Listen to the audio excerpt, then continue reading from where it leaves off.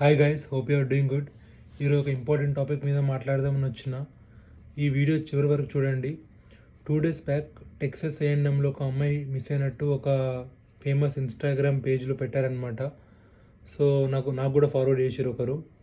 So దాంట్లో first నేను ఏం చేసిన అంటే దాంట్లో ఉన్న నెంబర్కి కాల్ చేసిన, ఇది జెన్యునే కాదని చెప్పేసి. సో వాళ్ళ రూమ్మేట్స్ ఫోన్ లిఫ్ట్ చేసారు.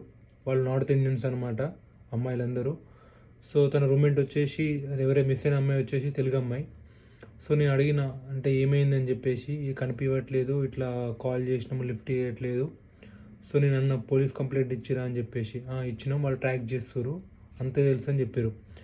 సో నేను ఆ పోస్ట్ చూస్తున్నా, అబ్జర్వ్ చేస్తున్నా, కామెంట్స్ చూస్తున్నా ఎవరైనా కామెంట్ చేస్తారని చెప్పేసి. లక్కీ ఒక గర్ల్ కామెంట్ చేసింది, షీ సేఫ్ అని చెప్పేసి. సో నేనేం చేసిన అంటే ఆ అమ్మాయికి ఎవరైతే సేఫ్ అని చెప్పారో ఆ అమ్మాయికి నేను రీచ్ అవుట్ అయినా ఇన్స్టాగ్రామ్లో. ఆల్మోస్ట్ ఒక 1-2 hours వెయిట్ చేసిన రిప్లై కోసం.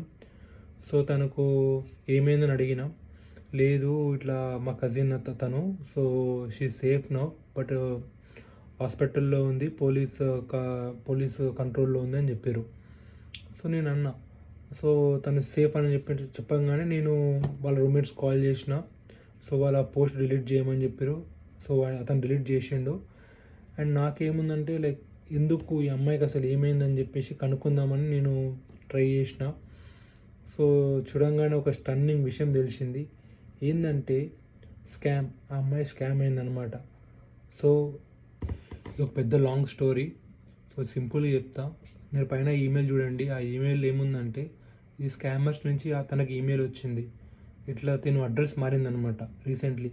సో నువ్వు అడ్రస్ మారినావు కానీ నువ్వు అప్డేట్ చేయలేవు, దానివల్ల నువ్వు అవుట్ ఆఫ్ స్టేటస్ వెళ్ళిపోయినావు, నువ్వు ఇల్లీగల్గా ఉంటున్నావు, నీకు వారంటీ ఇష్యూ వచ్చింది, ఈ విషయం ఎవరికి చెప్పొద్దు, అండ్ నీకు USCIS నుంచి కాల్ వస్తుంది, ఇమిగ్రేషన్ నుంచి కాల్ వస్తుందని వచ్చిందంట, అంటే హోమ్లాండ్ సెక్యూరిటీ నుంచి. సో అన్నట్టు తన కాల్ వచ్చింది.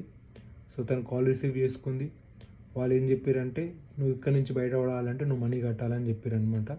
సో తను జెల్లీ చేసింది. అండ్ మోర్ ఓవర్ తన కాల్ మొత్తం వాళ్ళు హ్యాక్ చేసారు. ఎట్లా చేసారు ఎవరికి తెలియదు. సో తనకు ఎవరు కాల్ చేస్తారో వాళ్ళకి తెలియదు, బట్ కాల్ వస్తున్నట్టు వాళ్ళకైతే తెలుసు.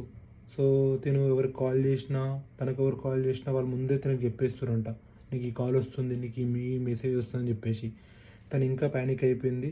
వీళ్ళు అఫీషియల్ కావచ్చు, నా ఫోన్ అనేది హ్యాక్ చేసి అనుకొని తను అఫీషియల్గా వాళ్ళని బిలీవ్ చేసింది, చాలా మనీ పంపించేసింది. వాళ్ళు ఇంకా ఏం చేసారంటే, నువ్వు అవుట్ ఆఫ్ స్టేటస్ వెళ్ళిపోయినావు కాబట్టి సో నీకు హెల్ప్ చేయాలంటే నువ్వు ఫస్ట్ రూమ్ నుంచి బయటకు వచ్చేసి నువ్వు ఒక హోటల్లో ఉండని చెప్పారంట. తను వాళ్ళని ఎప్పుడు ఫిజికల్గా వాళ్ళని ఎవరిని చూడలేదు. It all happen through phone. పోయి తను ఒక రూమ్లో ఒక హోటల్ తీసుకుందనమాట, ఆ హోటల్లో ఉంది.